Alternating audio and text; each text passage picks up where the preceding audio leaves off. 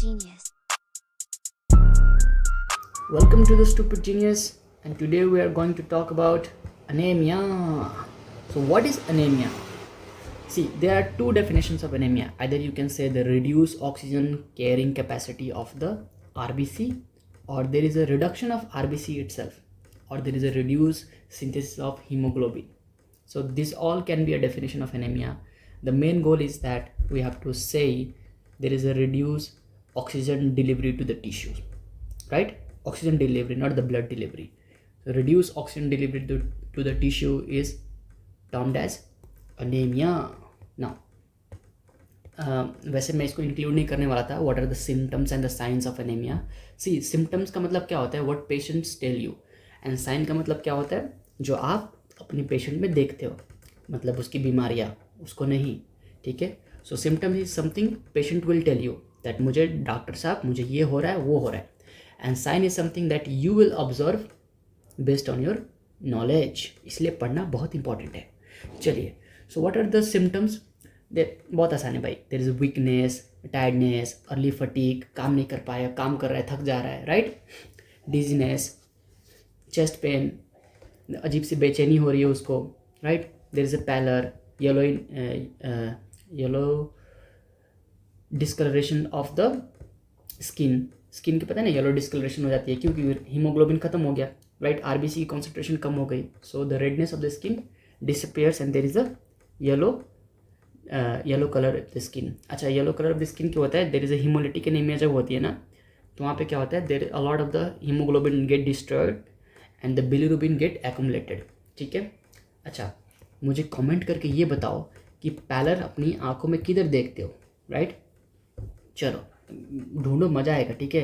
There is a pallor and the icterus. ठीक है. तो वो कहाँ पे देखते हैं आंखों में, मुझे बताओ क्योंकि मुझे नहीं पता. ओके. तो सबसे इम्पॉर्टेंट बात जो अब इस वीडियो की, that there are many types of classification for the anaemia. There are haemolytic anaemia, non haemolytic anaemia, microcytic, normocytic, right, then hypochromic. Different types है. पर अभी जो मैं तुम्हें बताने वाला हूँ, this is just based on the various causes of anaemia, कि एनीमिया किस किस वजह से होता है, और simply the types of anaemia. We are not going to discuss that haemolytic anaemia, non haemolytic anaemia, there are different types of anaemia. But जो अभी हम पढ़ रहे हैं, these are the different types anaemia, किस किस रीजन से anaemia होता है. And once we understand this, उसके बेसिस पे आप हाइपोक्रोमिक, नॉर्मोक्रोमिक एनीमिया याद कर सकते हो, right. So this is one of the important thing. अगर इसको समझ गए तो बाकी सारी चीज़ें समझ आ जाएगी. ठीक है. तो यहाँ पे मैं आपको 8 टाइप की एनीमिया सिखाऊंगा. कौन कौन सी अभी दिखाता हूँ. See, we have to talk about the iron deficiency anaemia, vitamin B12, folic acid deficiency anaemia, and the heredity spherocytosis, G6PD deficiency, sickle cell anaemia, haemorrhagic anaemia, and the this aplastic anaemia along with the thalassaemia. देखो बहुत बड़ी list है, पता है मुझे, but बहुत आसान है. ठीक है. So let's dive into the topic now. सबसे important anaemia, iron deficiency anaemia, right. This anaemia is most common in the India. और इसमें क्या प्रॉब्लम होती है, there is a deficiency of the iron. And what are the causes of the deficiency of the iron. See, in India there is a main cause which is poverty, right. In India, a lot of the peoples are poor, so they cannot afford the food, they cannot afford the meat, and they cannot afford the proper diet planning. So a lot of the peoples in the India, they faces this iron deficiency anemia, right. So dietary intake कम हो गई, right. Malabsorption हो गया. Malabsorption का मतलब क्या होता है, if there is a baby or if someone having any problem related to the GIT, right, and the GIT is not functioning normally, even you are taking the food cannot get absorbed in your body, right. So along with this food you cannot also get iron, so there is a deficiency of the iron which causes the iron deficiency anemia. Now there is also another reason, high demand in the pregnancy. During the pregnancy the mother has to supply all the nutrients to the baby, all the nutrients to the fetus, not baby. So in pregnancy the demand of the iron increase very high. There is a very high demand of the iron in the pregnancy. So if the nutrition is not supplied to the pregnant woman, there is a deficiency of the iron which causes the iron deficiency anemia. Okay. अच्छा, जो मैंने आपको ये सारे symptoms बताए ना, this symptoms are kind of same for each and every anaemia. मतलब at the end हमें क्या हो रहा है, एनीमिया से क्या होता है, there is a reduce oxygen supply, तो जितने भी ऑक्सीजन से रिलेटेड हमारी बॉडी में मेटाबॉलिज्म है, all is going to get affected, right. ATP नहीं बनेगा, ये नहीं होगा, वो नहीं होगा, तो all of this will be related to the oxygen. So सारे के सिम्टम्स लगभग सेम ही होते हैं, पर डिफरेंट डिफरेंट एनीमिया में जो एक्स्ट्रा चीज़ें होती है ना, वो होती है। तो अभी हम सिर्फ फिजियोलॉजी पढ़ रहे हैं, हम पैथोलॉजी नहीं पढ़ रहे कि आपको मैं सारी डिजीज से रिलेटेड क्या क्या होता है, ये होता है, वो होता है, क्योंकि बहुत बड़ा टॉपिक है एनीमिया, राइट। तो सिर्फ अभी हम फिजियो के बारे में देखेंगे कि एनीमिया में होता क्या है। ओके, तो आपको ये समझ आया कि iron deficiency anaemia is the most common and these are the causes of the iron deficiency anaemia. Now what is the effect? See, haemoglobin synthesis के लिए क्या चाहिए होता है? आयरन चाहिए होता है। Iron is incorporated into the heme, and this heme is what makes the hemoglobin, right? And hemoglobin is get packed into the RBC. If there is a deficiency of the iron, there is a less synthesis of the hemoglobin, and if there is a less synthesis of the hemoglobin, less hemoglobin will be packed inside the RBC. तो RBC का जो size होता है ना, the size will decrease. So there is a decrease in the size of the RBC. That's why it is called microcytic anemia. Microcytic anemia का मतलब क्यों? Micro का मतलब छोटा, सिटिक का मतलब cell. So the cell size get reduced. What is the normal size of the RBC? See, normal size is 7 micrometer. 7 micrometer. So less than 7 micrometer is microcytic. So microcytic is because of the less synthesis of the hemoglobin, less than 7 micrometer. Less synthesis of the hemoglobin, less hemoglobin is available in the this RBC. इसकी वजह से RBC का size क्या हो जाता है? छोटा हो जाता है. तो that is microcytic anaemia. See now why it is called hypochromic. Hypo का मतलब क्या? कम. क्रोमिक का मतलब colour. So the colour of the RBC also reduces. Why? See, there is a less hemoglobin. Why? Because there is a less iron available. If there is no iron, you cannot synthesize hemoglobin. So you cannot produce red color. So the color of the RBC also decreases. That's why hypochromic anemia. So this type of anemia, iron deficiency anemia, is also called microcytic hypochromic anemia. What is it called? Microcytic hypochromic anemia. अब आपको समझ आया क्या क्यों होता है ये? सी, microcytic का मतलब क्या? Decrease cell size. हाइपोक्रोमिक का मतलब क्या? Colour of the RBC decreases. Anaemia का मतलब क्या? Reduce capacity of oxygen supply. कैसे सप्लाई की? ऑक्सीजन सप्लाई की कैरिंग कैपेसिटी कैसे कम हो गई? Because there is a less haemoglobin, so the less oxygen can bind to the haemoglobin and there will a less supply of the O2 to the tissue. Now see, okay, मैंने अभी क्या बताया? Microcytic anaemia. अच्छा, microcytic हो गया मतलब cell की size क्या हो गई? श्रिंक हो गई, तो वॉल्यूम भी कम हो जाएगा, right. If something is get shrinked, the volume also get reduced, right. Surface area नहीं पूछ रहा, वॉल्यूम पूछ रहा हूँ. दिमाग लगाने लगे फिजिक्स वाला. Volume get reduce. Okay, now MCV का मतलब क्या होता है? Mean corpuscular volume. तो जो MCV होता है that's also decreases. What is the normal value of the MCV? There is 80 to 100 femtolitre. Like पता है मुझे, तुम्हारे बुक में अलग लिखा है, पढ़ा है, जर्नल में भी अलग लिखा है, but this is a standard value from the Robins pathology. ठीक है, सेकेंड ईयर की बुक है वो. सो the normal value of the MCV, देखो तुम अब रेंज में बोलोगे ना, आसपास बोलोगे चलेगा, ऐसा कुछ नहीं है कि वही पर्टिकुलर चीज़ बताओ. So what is important? You have to give a range. So the normal range of the MCV is 80 to 100 femtolitre. If there is a decrease cell size more than 80 femtolitre, it is called microcytic anaemia. और अगर cell का size बड़ा हो गया तो क्या बोलेंगे उसको? Macrocytic anaemia. आपको समझ आ रहा है मैं क्या बोल रहा हूँ? सो 100 फेंटोलीटर से अगर सेल साइज ज़्यादा बड़ा हो गया तो macrocytic anaemia. Now so this was all about the iron deficiency anaemia. देखो इतना ही लिखना होता है, क्योंकि एनीमिया के ऊपर जब अगर क्वेश्चन आता है ना, तो तुम्हें सारी चीज़ें लिखनी है. तो you can not go and dive into the only iron deficiency anaemia और सारी चीज़ें आयरन डेफिशिएंसी एनीमिया के ऊपर लिख रहे हो. हाँ, अगर सिर्फ आयरन डेफिशिएंसी एनीमिया आता है तो उस पर ज़्यादा चीज़ चलते हैं, पर अभी हम सिर्फ एनीमिया के बारे में पढ़ रहे हैं, right. Now there is another deficiency, vitamin B12 deficiency and the folic acid deficiency anaemia. अच्छा, विटामिन B12 को और बोलते हैं कोबालामिन बोलते हैं, एंड फॉलिक एसिड को बोलते हैं विटामिन 9. ठीक है, तुम्हें पूरे विटामिन याद करने हैं, B1 B2 B3 all the way to the B12. ठीक है. Now how the vitamin B12 get absorbed? वो देखते हैं पहले। See this is your food, और फूड के अंदर क्या है, विटामिन B12, राइट। और ये हमारी सलाइवरी ग्लैंड है, और सलाइवरी ग्लैंड से क्या रिलीज होता है, हेप्टोकोरिन और R binder. This is a protein, this is a protein which binds to this vitamin B12। अच्छा, दोनों क्या करते हैं, स्टमक में आते हैं। अच्छा, ऊपर ही क्यों बाइंड नहीं हो गए, क्योंकि ऊपर प्रोटीन की डाइजेशन थोड़ी होती है बेटा। क्या होता है, आप जब खाना खाते हो तो मैक्सिमम डाइजेशन कहाँ पे होता है, या फिर प्रोटीन वगैरह होगा तो पेट में ही होगा ना। यहाँ पे तो 30% ही डाइजेशन होती है, वो भी फैट की, सॉरी कार्बोहाइड्रेट्स की। तो क्या हुआ, पेट में सारी चीज़ें आई, राइट। स्टमक में क्या हुआ, सारी चीज़ें आई। तो वहाँ पे हमारा विटामिन B12 किससे बाइंड करता है, कैसल इंट्रिंसिक फैक्टर से बाइंड नहीं करता। अभी बाइंड करेगा हेप्टोकोरिन या फिर आर बाइंडर, इसका नाम है। आर बाइंडर और हेप्टोकोरिन दोनों चीज़ सेम ही है, राइट। तो vitamin B12 will bind to the haptocorrin in the stomach, and after binding to the hepacorin it goes into the ileum, goes into the small intestine, right। अब small intestine में क्या होगा, ये degraded हो जाएंगे, right, ये अलग अलग हो जाएंगे। सो विटामिन B12 भी अलग हो गया और हमारा हेप्टोकोरिन भी अलग हो गया। अब हेप्टोकोरिन बाइंड करता है कैसल इंट्रिंसिक फैक्टर से, राइट। कैसल इंट्रिंसिक फैक्टर से अब बाइंड होगा कहाँ पे, स्मॉल इंटेस्टाइन में। सो स्मॉल इंटेस्टाइन में क्या होगा, कैसल इंट्रिंसिक फैक्टर से विटामिन B12 बाइंड कर जाएगा। उसके बाद this will transported to the कहाँ पे, टर्मिनल इलियम। टर्मिनल इलियम में क्या हुआ, ट्रांसपोर्टेशन हो गई।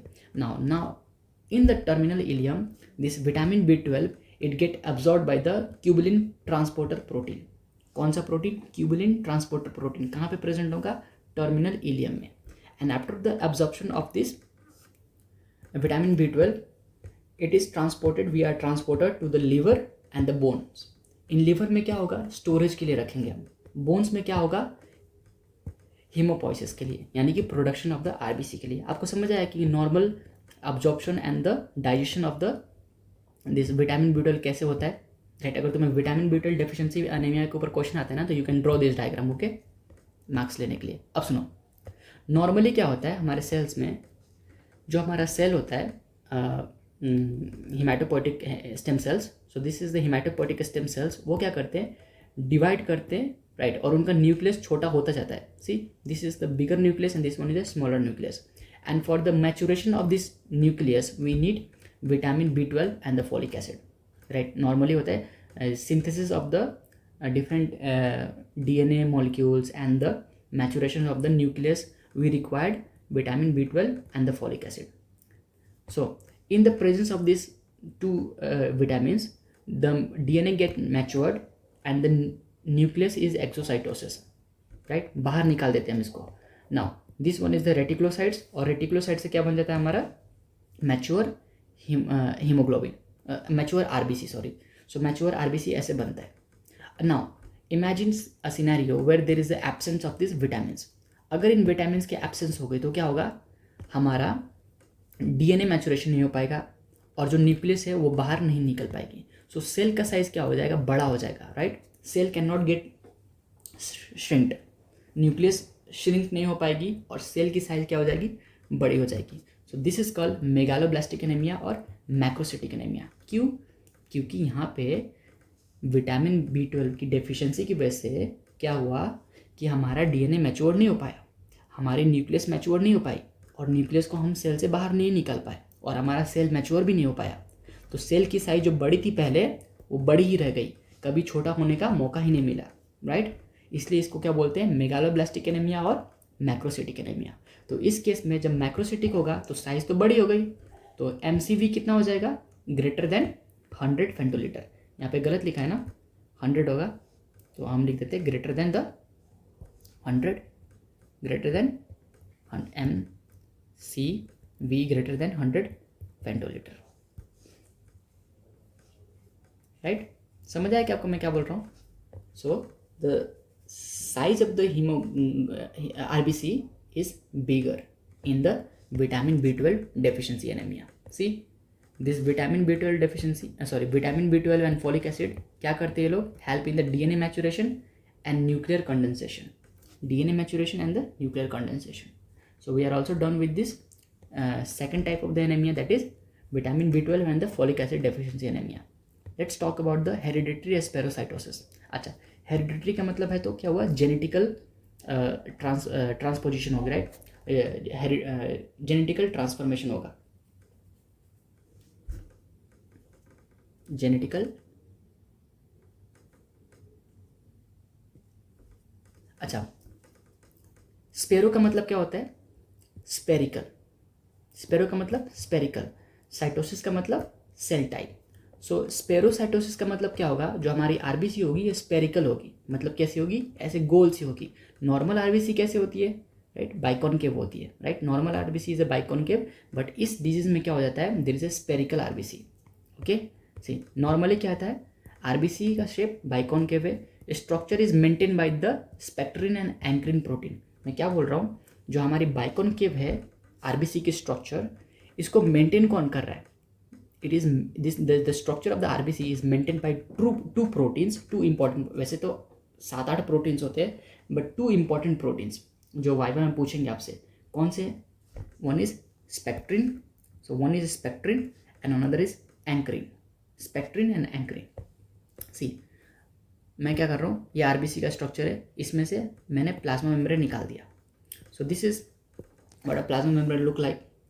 यहाँ पे फॉस्फोलिपिड बाइलेयर मॉलिक्यूल्स हैं, राइट, और फॉस्फोलिपिड बाइलेयर मॉलिक्यूल्स में 2 इंपॉर्टेंट प्रोटीन्स आपको दिख रही है, एक तो ankyrin and this one is band 4.1 and band 4.2। There is also phospho glycophosphorin protein and the actin protein within this phospholipid bilayer molecule, but उसकी हमें ज़रूरत नहीं है। हमें किसकी ज़रूरत है, हमें ज़रूरत है स्पेक्ट्रिन की एंड द एंक्रिन की। So this 2 protein spectrin and ankyrin, अगर इन दोनों में म्यूटेशन हो गई तो म्यूटेशन होने के बाद क्या होगा, shape of the RBC is destroyed, that means the RBC जो कि बाइकॉनकेव शेप की थी अब वो नहीं रह पाएगी, अब कैसा हो जाएगा, स्पेरिकल शेप होगा, राइट। सोचो ना, आरबीसी पहले ऐसे थी, इसको 2 प्रोटीन बांध के रखते थे, अगर वो प्रोटीन गायब हो गए तो ये फूल जाएगा ना। That's what happens in the hereditary spherocytosis. उसमें क्या होता है, हमारी जो बाइकॉनकेव होती है वो लॉस्ट हो जाती है and cell become spherical.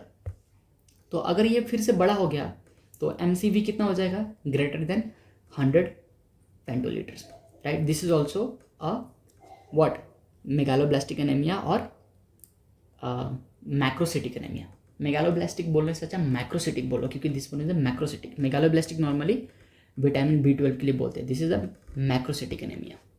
Now आपको समझ आया कि क्यों इसको हेरिडिटरी स्पेरोसाइटोसिस बोलते हैं। हेरिडिटरी का मतलब जेनेटिकली ट्रांसफर होता है from parents to the offspring.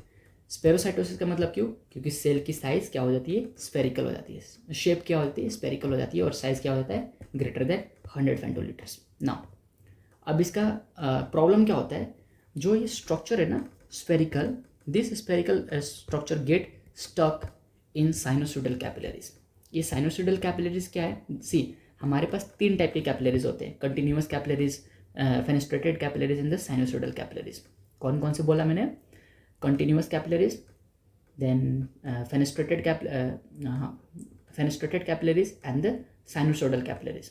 So this sinusoidal capillaries is only present in 3 location, at 3 location, spleen, liver and bone marrow।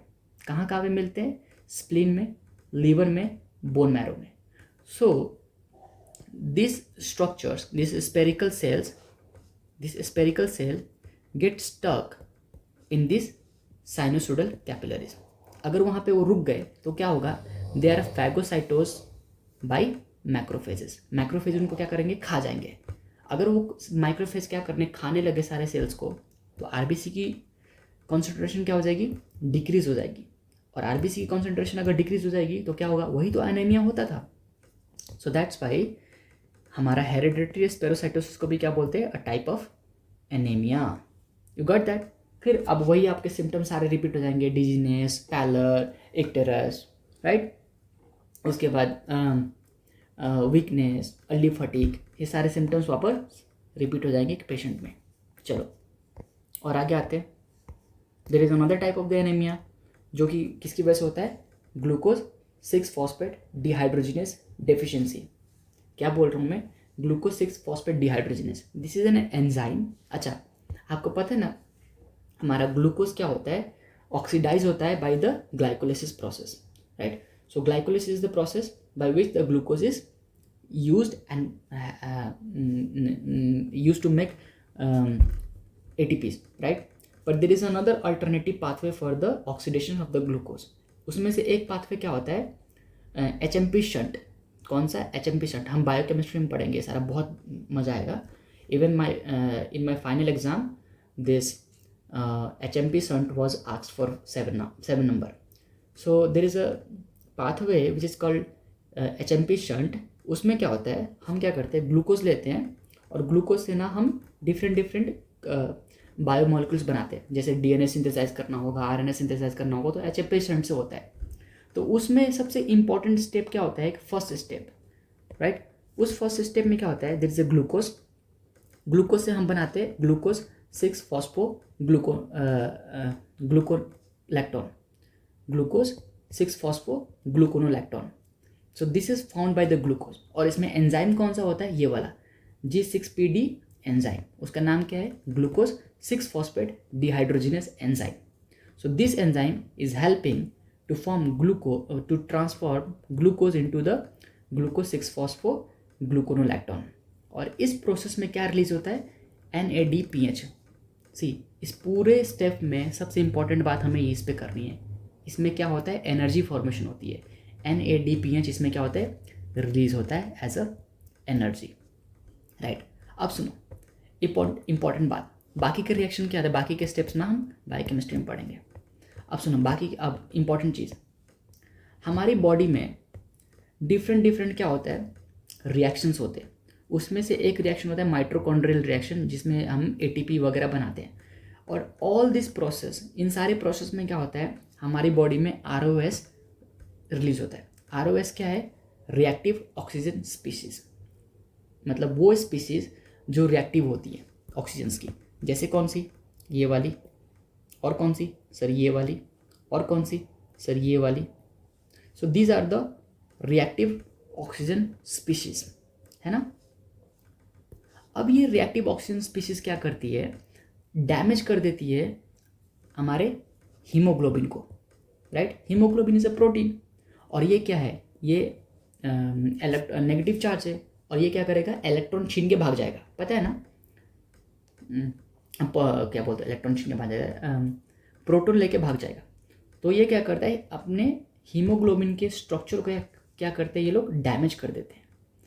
So this ROS as its damage the haemoglobin structure, उसकी वजह से क्या होगा, haemoglobin की concentration खराब हो जाएगी, है ना, ख़त्म हो जाएगी. उसकी वजह से क्या हो जाएगा, हमें अनेमिया हो जाएगा. तो इस चीज़ को प्रिवेंट करने के लिए हमारी बॉडी में क्या होता है, एंटीऑक्सीडेंट्स होते हैं. क्या होते हैं बॉडी में, एंटीऑक्सीडेंट्स. ये क्या करते हैं, दिस रिमूव्स ROS, यानी कि antioxidants will remove the reactive oxygen species. आपको पता है क्या, कौन कौन से विटामिन एंटीऑक्सीडेंट्स होते हैं, which vitamin are antioxidants, vitamin A, C, E. Which vitamins antioxidants, ये याद कर लो. कोई पूछेगा तो बता देना, क्या पता वाइवा में तुमसे पूछ ले इस क्वेश्चन के बाद. तो vitamin A, vitamin C and vitamin E. One piece देखा है ना, Ace. So Ace, A, C, E, these vitamins are antioxidants. Now और सुनो, एंटीऑक्सीडेंट प्रॉपर्टी हमारे बॉडी के अंदर भी होती है. So there is a protein जिसका नाम होता है ग्लूटाथायोन. क्या नाम होता है उसका, glutathione. This protein will remove ROS, reactive oxygen species. तो इस प्रोटीन को हम क्या बोलेंगे, एंटीऑक्सीडेंट प्रोटीन, राइट. अच्छा, ग्लूटाथायोन के 2 फॉर्म्स होते हैं, एक रिड्यूस फॉर्म, एक होता है ऑक्सीडाइज फॉर्म.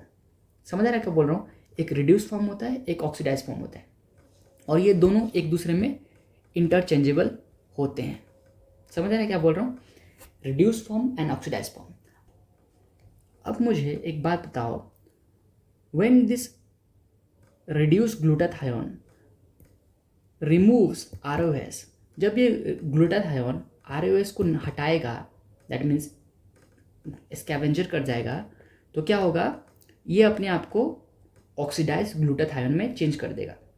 नाउ अब हमें वापस ऑक्सीडाइज ग्लूटाथायोन को रिड्यूस ग्लूटाथायोन बनाना है, तो हमें क्या चाहिए, ये चाहिए NADPH। क्या चाहिए, NADPH। So if we have NADPH, then we can change oxidized glutathione to reduced glutathione, and again we can perform the antioxidant function। इसका मतलब क्या, again this reduced glutathione will remove ROS। तो हमारी क्या होगी, this damage haemoglobin की, damage जो haemoglobin कर रहा था वो क्या हो जाएगा, कम हो जाएगा, right. Now let's imagine a scenario where there is a deficiency of this NADPH, और ये डेफिशिएंसी कहाँ से आएगी, इस एंजाइम की डेफिशिएंसी की वजह से। दैट मीन्स जब हम ग्लूकोज से ग्लूकोज 6 फॉस्फो ग्लूकोनोलैक्टोन जब बना रहे थे, उसमें NADPH रिलीज हो रहा था, जब यहाँ हमारे पास ये एंजाइम था, G6PD एंजाइम थी। In the absence deficiency of G6PD enzyme we can not form this NADPH। अगर ये एंजाइम नहीं होगा तो ये चीज़ नहीं बनेगी। अगर ये चीज़ नहीं बनेगी तो जो हमारा ऑक्सीडाइज ग्लूटाथायोन था वो क्या हो जाएगा, रिड्यूस नहीं हो पाएगा। That means there is no reduce glutathione for antioxidant properties. आपको समझ आ रहा है मैं क्या बोल रहा हूँ। सी ROS क्या करते हैं, डैमेज करते हैं हीमोग्लोबिन को। ROS को हटाने के लिए एंटीऑक्सीडेंट्स होते हैं। एंटीऑक्सीडेंट रिड्यूस ग्लूटाथायोन होता है। तो जब ग्लूटाथायोन ROS को हटाता है तो वो ऑक्सीडाइज हो जाता है, किसमें, ऑक्सीडाइज ग्लूटाथायोन में। अब इस ऑक्सीडाइज ग्लूटाथायोन को वापस रिड्यूस करने के लिए हमें क्या चाहिए, NADPH चाहिए। और ये NADPH कहाँ से आता था, HMP शंट से आता था, राइट, दिस HMP शंट से आता था। अब HMP शंट में जो एंजाइम थी important, glucose 6 phosphate dehydrogenase enzyme. अगर ये ग्लूकोज 6 फॉस्फेट डिहाइड्रोजनेज एंजाइम नहीं प्रेजेंट है तो NADPH नहीं बनेगा।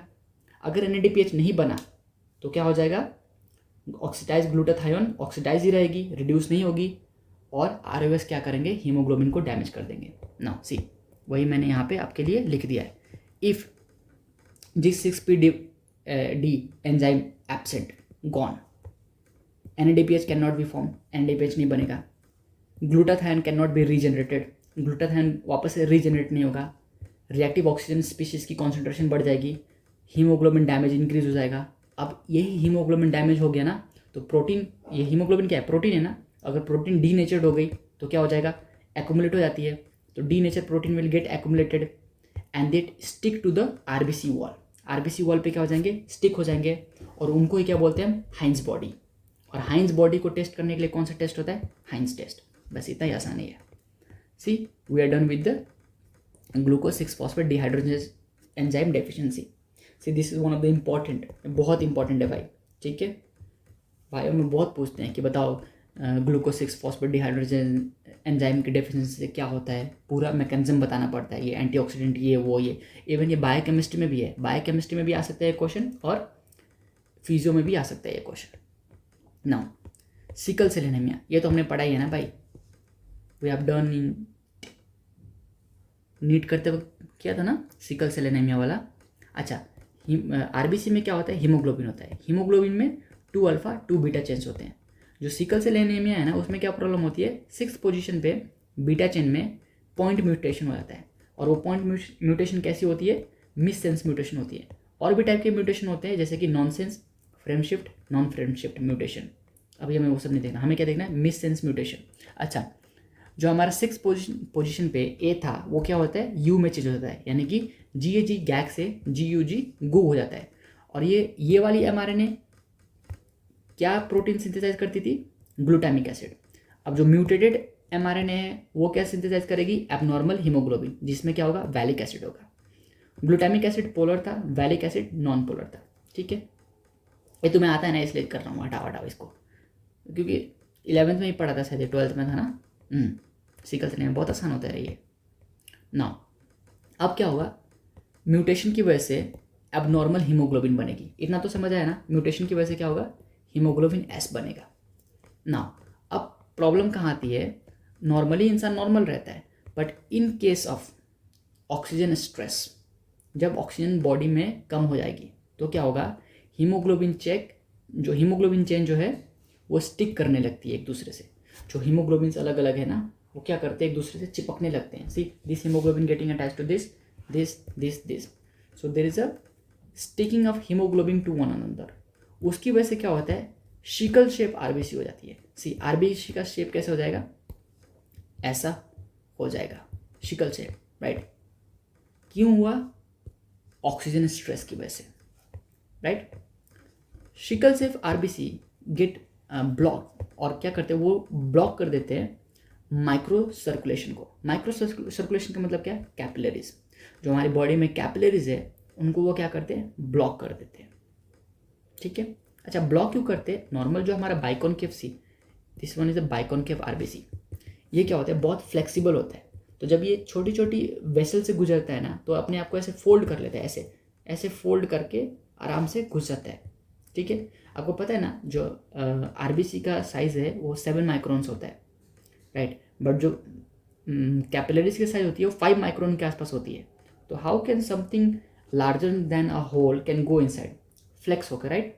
एकदम अपने आप को क्या करता है, वो फोल्ड कर लेता है and then it goes from the capillaries. But जो सिकल सेल आरबीसी होती है ना, उनमें ये फंक्शन नहीं होता, इनकी फ्लेक्सिबिलिटी क्या होती है, रिड्यूस हो जाती है. इसकी वजह से जो माइक्रो सर्कुलेशन होती है ना कैपिलरीज, उसमें क्या होती है, ब्लॉकेज हो जाता है, राइट. अब जो ये ब्लॉकेज हुआ ना, इसको हम क्या बोलते हैं, इसको बोलते हैं वेजो ऑक्लूसिव क्राइसिस. वेजो का मतलब क्या, वेसल्स. ऑक्लूसिव का मतलब क्या, ब्लॉक कर दिया. क्राइसिस का मतलब क्या, अब प्रॉब्लम होगी, राइट. इसकी वजह से जो प्रॉब्लम हो रही है, और कौन कौन सी प्रॉब्लम होती है, पहली स्प्लिनोमेगाली. स्प्लिन में क्या होगा, अगर ये फंस गया तो आपकी स्प्लिन की साइज़ क्या हो जाएगी, बढ़ जाएगी. तो स्प्लिन का साइज़ बढ़ गया तो उसको क्या बोलेंगे, स्प्लिनोमेगाली. अच्छा, ये क्या है, प्रियपिज्म क्या होता है, ये होता है प्रोलॉन्ग्ड पेनफुल इरेक्शन. लड़कों में क्या होता है, जो नॉर्मल पेनिस होता है उसको इरेक्ट करने के लिए हमें ब्लड फ्लो चाहिए होता है इसमें, right. So suppose penis get erected, blood flow बहुत सारा आया and penis get erected.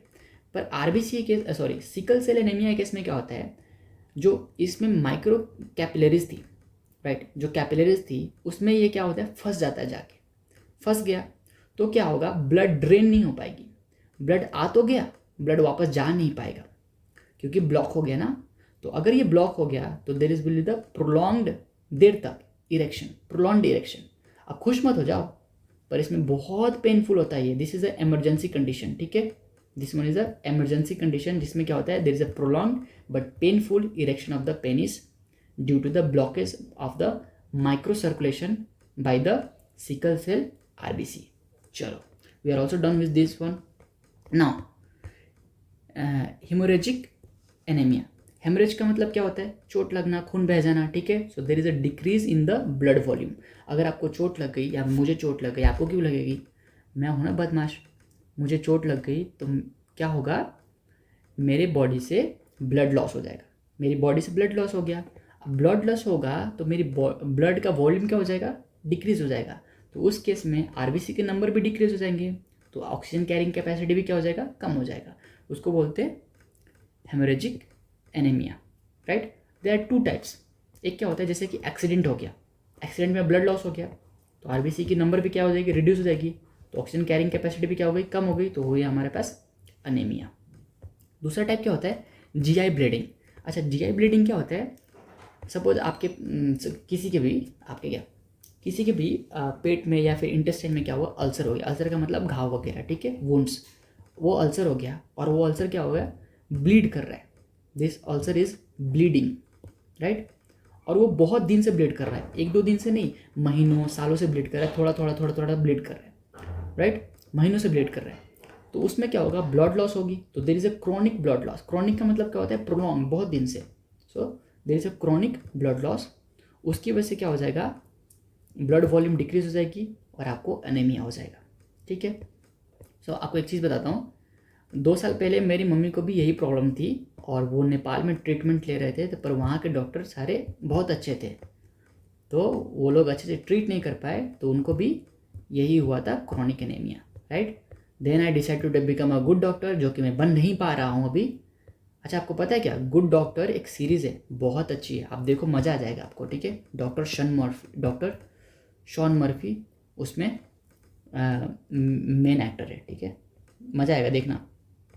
Now so we are done with this haemorrhagic anaemia. इसमें क्या कुछ नहीं, चोट लगा, ब्लीडिंग हुई, उसकी वजह से ब्लड लॉस हो गया, है ना, ब्लड लॉस हुआ तो एनीमिया हो गया, दैट्स द हेमोरेजिक एनीमिया। अब नाउ इंटरेस्टिंग, एप्लास्टिक एनीमिया। अच्छा, आपको पता है क्या एप्लास्टिक एनीमिया क्या होता है? नहीं पता? आओ सुनो। See this is the haematopoietic stem cell. Haematopoietic stem cell का मतलब क्या? This cell will can regenerate a lot of cell. मतलब जितने भी हमारे बॉडी में हमारे ब्लड में RBC, platelets, leucocytes, right, WBC, जितने भी से ना, ये सब किससे बनते हैं? हिमाटोपोइटिक स्टेम सेल से बनते हैं। जो हिमाटोपोइटिक स्टेम सेल है उसके दो लिनिएज होते हैं, this lymphatic stems, lymphoblastic stem cells and the myeloblastic stem cell, right, lymphoblastic stem cells and the myeloblastic stem cells. जो माइलोब्लास्टिक स्टेम सेल्स होते हैं उनसे प्लेटलेट्स, आरबीसी, डब्ल्यूबीसी निकलता है, और लिम्फोब्लास्टिक स्टेम सेल से निकलता है this lymphocytes, T cells and the B sales.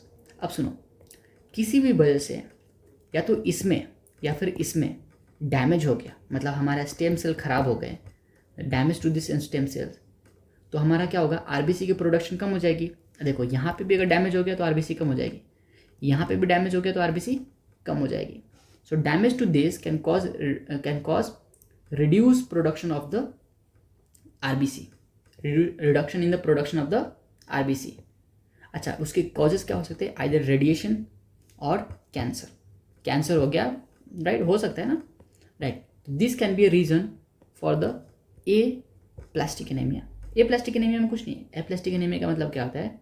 जो हमारे हेमोपोटिक स्टेम सेल्स है और द माइलोब्लास्टिक स्टेम सेल्स है, उनमें क्या होता है? वो डैमेज हो जाते हैं, और उसकी वजह से क्या होता है? हमारी आरबीसी की प्रोडक्शन कम हो जाती है। So there is a default in the haemopoiesis, there is a default in the haemopoiesis. उसकी वजह से क्या होता है? एप्लास्टिक एनीमिया होता है। अच्छा, मेरा एक आपसे सवाल है कि फाइंड करो आप जो नेचुरल किलर सेल्स होते हैं, इसका ये क्या है? Natural killer cells originate from which lineage? कौन से लीनिएज से? एमएससी से होता है या एलएससी से होता है? मतलब हिमाटोपोइटिक, सॉरी, माइलोब्लास्टिक स्टेम सेल से होता है या लिम्फोब्लास्टिक स्टेम सेल से होता है? ठीक है। अच्छा, अब सुनिए एक और कॉन्सेप्ट। एनीमिया का मतलब क्या होता है? Reduce in RBC.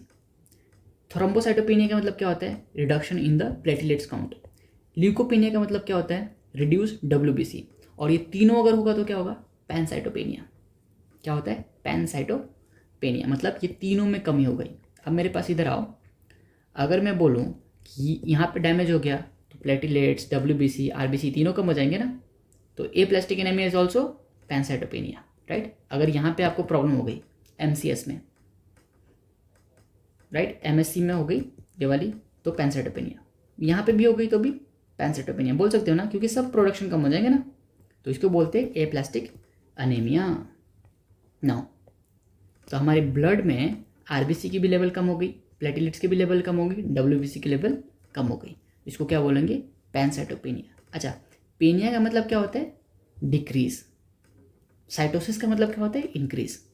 जैसे ल्यूकोसाइटोसिस मतलब increase in the WBC number, leukocytosis increase in the WBC number, and this leukopenia मतलब decrease in the WBC level. Now let's talk about the thalassemia. बस last ही खत्म हो जाएगा. Let's talk about thalassemia. See, there are many types. Impossible है बताना, ठीक है। Thalassaemia alpha 1, 2, 3 बहुत सारे टाइप है, ठीक है, तो बता नहीं सकता मैं अभी, क्योंकि ये पूरा खुद ही 1 घंटे का लेक्चर है, तो थोड़ा थोड़ा बताता हूँ। There are 2 types mainly, alpha thalassaemia and the beta thalassaemia. See, alpha thalassaemia का मतलब क्या? Reduce alpha chain synthesis. Beta thalassaemia का मतलब क्या? Reduce beta chain synthesis, right. अच्छा, अगर इन दोनों चेन की सिंथेसिस कम हो जाएगी तो आरबीसी का लेवल भी, सॉरी, हीमोग्लोबिन का लेवल क्या हो जाएगा? डिक्रीज हो जाएगा।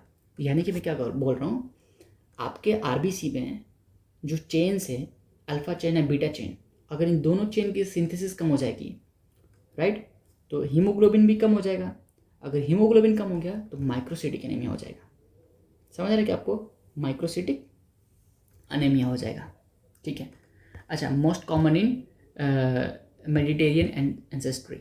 अच्छा, महाराष्ट्र में ये बहुत लोगों को होता है, एंड देर इज, मैं आपको एक चीज़ दिखाता हूँ। Go find the sickle cell belt, sickle cell belt, sickle cell belt in India. आपको मज़ा आएगा, ठीक है, कि इसमें पता चलेगा कि कौन कौन से रीजन में लोगों को सिकल सेल है। अच्छा, thalassaemia is quantitative disorder. Thalassaemia क्या है?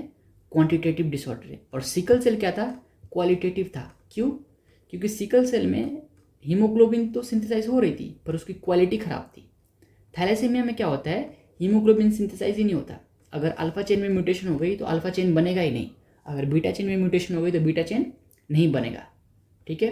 पर there are 2 alpha and 2 beta, इसलिए मैंने रिड्यूस लिखा है। सपोज एक अल्फा में म्यूटेशन हुई तो एक चेन नहीं बनेगी, दूसरी चेन तो बनेगी ना। और सपोज दोनों अल्फा में म्यूटेशन हो गई तो दोनों पूरी अल्फा नहीं बनेगी, सिर्फ बीटा बनेगा, राइट? ओके।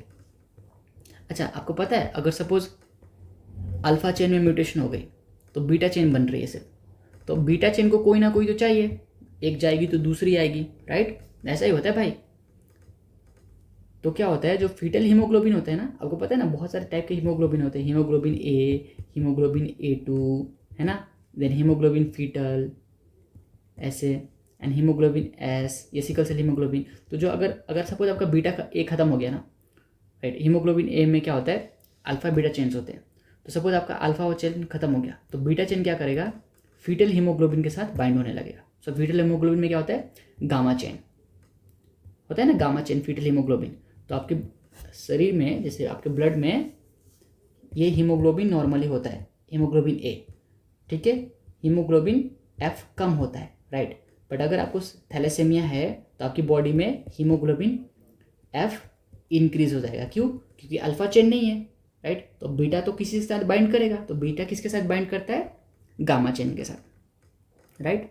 तो बीटा क्या कर देगा, गामा चेन से बाइंड कर जाएगा और there is the increase in the foetal haemoglobin. चलो, आपको समझ आया क्या ये सब? और आगे बढ़ते हैं। सी, तो हमने क्या सीखा कि ये पूरे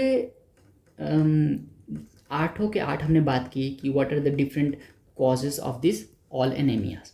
अब हमें ना treatment and the lab diagnosis देख लेते हैं। See, treatment is important for you, kind of, मतलब एक एक लाइन बता सकते हो कि हाँ इसके लिए ये करना है, इसके लिए ये करना है, but this lab diagnosis is not important. बस तुम्हारे इंटरेस्ट के लिए बताऊंगा, पर तुम्हें ना तुम्हारा दिमाग खुल जाएगा कि भाई अच्छा ये हो रहा है तो इसको हम सर्च मारेंगे, देखना बहुत मजा आएगा। एक एक करके देखते हैं। आयरन डेफिशिएंसी एनीमिया में तुम ट्रीटमेंट क्या दोगे? आयरन डेफिशिएंसी है ना, तो आयरन दे दो। अच्छा, आयरन के साथ हमें देते हैं विटामिन सी की, विटामिन सी भी देते हैं, because vitamin C helps the absorption of the iron, है ना। तो दिस इज़ अ सप्लीमेंट। या फिर डाइट इंक्रीज कर दो, जैसे कोई गरीब है तो नए नए गवर्नमेंट्स रूल वो पॉलिसीज लाती है ना, मिड डे मील, ये मील वो मील, उसमें क्या होता है हम डाइटरी इंटेक्ट ऑफ द जो फाइनेंशियली वीक सोसाइटी है उनको डाइटरी इंटेक्ट उनका बढ़ा सकते हैं। तो उसमें क्या हो सकता है, आयरन डेफिशिएंसी एनीमिया हम इस तरह क्योर करेंगे। Vitamin B12 and folic acid deficiency कैसे करेंगे? मल्टीविटामिन दे दो, है ना, मल्टीविटामिन दे दो, जैसे कि ऑप्टिन्यूरन आती है इंजेक्शन, वो होता है, राइट। हेरिडिटरी स्पेरोसाइटोसिस क्या होता है? वही जेनेटिकल डिसऑर्डर है ना, आप इसका तो कुछ कर नहीं पाओगे क्योंकि पूरी बॉडी में टिश्यू म्यूटेटेड है, तो उसमें क्या होता है, ट्रांसफ्यूजन चाहिए, राइट। आप जेनेटिक डिसऑर्डर में थोड़ी कुछ कर पाओगे, राइट, उसमें क्या दोगे, ट्रांसफ्यूजन दोगे ना ब्लड का। G6PD डेफिशिएंसी में क्या होगा, या तो आप एंजाइम थेरेपी दे दो। एंजाइम थेरेपी का मतलब क्या, जो एंजाइम डेफिशिएंट है वो एंजाइम दे दो, पर आप कितने टाइम तक दोगे? रोज़ रोज़ एंजाइम थोड़ी दोगे, हफ्ते में एक बार देना पड़ता है, तो कैसे दोगे, महीने में एक बार कैसे दोगे? Not possible. तो एंजाइम थेरेपी पॉसिबल नहीं होता ऑलवेज, बट हाँ डाइट मेंटेन कर सकते हैं, है ना। ROS की कंजम्पशन बंद कर सकते हैं हम, जैसे कि कुरकुरे, चिप्स, ये सारी चीज़ें हम ना खाएं। उससे क्या होगा, ROS हमारी बॉडी में कम प्रोड्यूस होगा। ROS मतलब रिएक्टिव ऑक्सीजन स्पीशीज।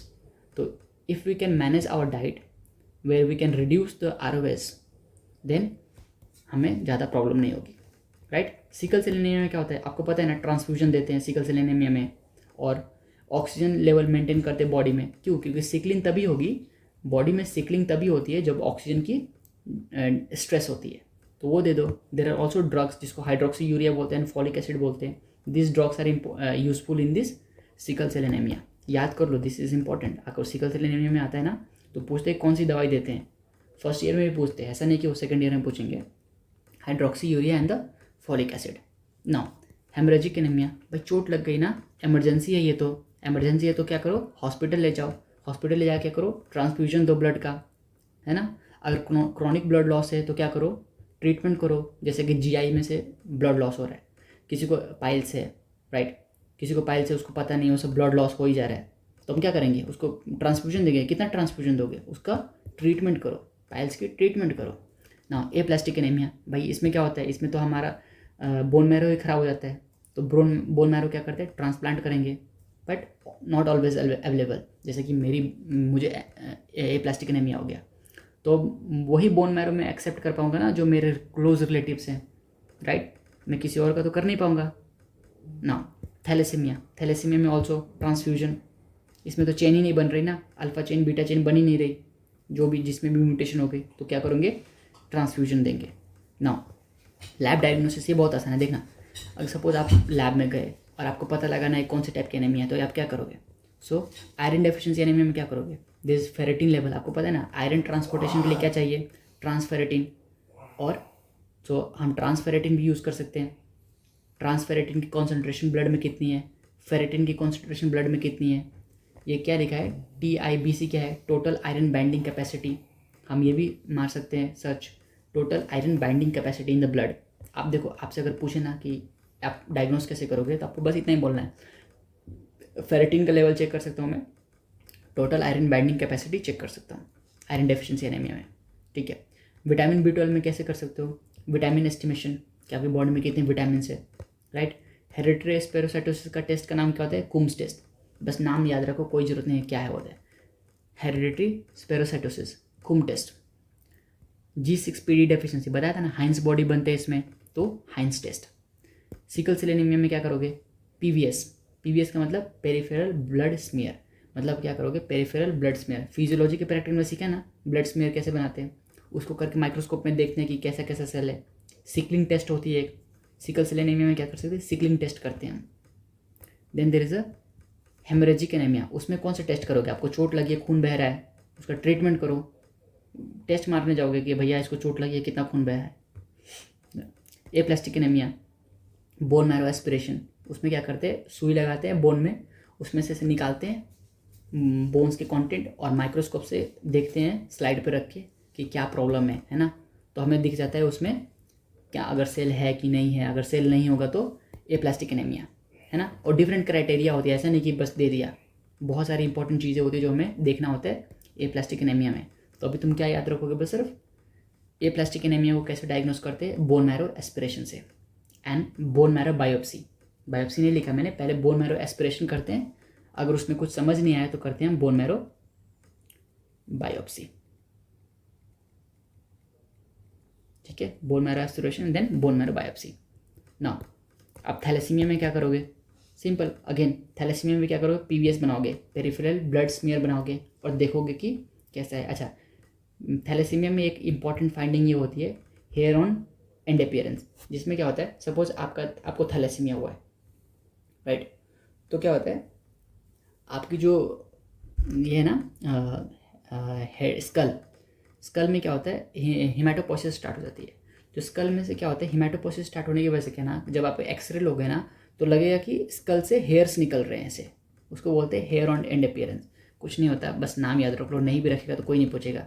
ये तो मैंने आज तक नहीं देखा कि फर्स्ट ईयर से किसी कोई पूछ रहा है हेयर ऑन एंड अपीयरेंस क्या है। आप PVS याद रख लो, ठीक है, ठीक है। चलो, I hope you guys are doing well, पढ़ते रहो, मजा आएगा। Bye bye.